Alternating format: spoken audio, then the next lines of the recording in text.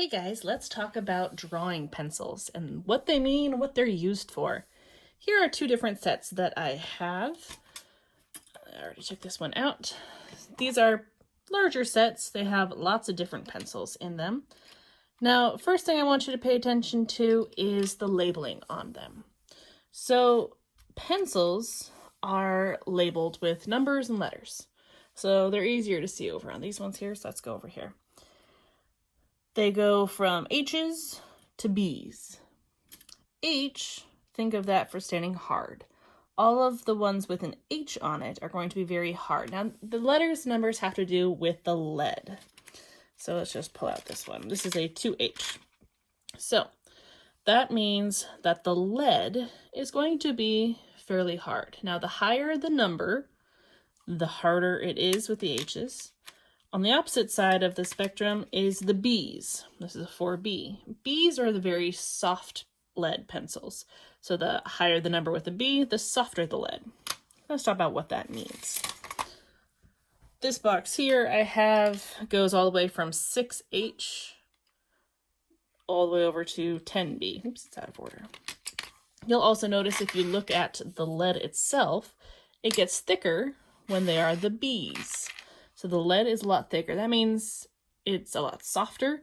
It's easier to break, but it's also easier to get darker values. Whereas the smaller leads, those are the higher number H's. They're harder. They're less likely to break, and they get lighter values. So let's just pull out a range here. I'll get the lightest I have, the 6H. In the middle are HB and B. HB is a pretty common one you'll see in just your regular writing pencils.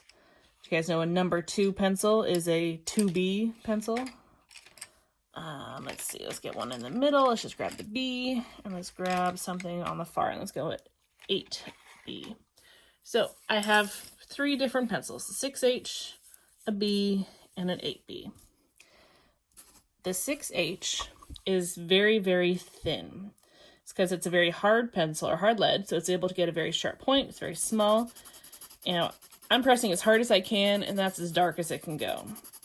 Now I'm just going to go out and I'm going to press lighter and lighter and lighter to show you the different values you can get with this pencil.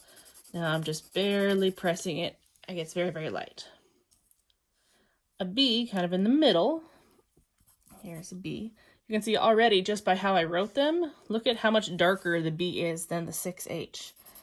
If I press hard, I can get a really dark value. This is a softer lead, which means it's easier to get a dark value, but it's a lot harder to get those really light ones. Then I go all the way up to an 8B. This is a really soft lead. This one, I could get it pretty much black very easily. And I'm pressing lighter. Now, I really couldn't get a super light value with these. I pressed the same amount of hard for all 3 of these lines, and the pencils showed up so much differently. So these different pencils have different uses, things they're going to be better for.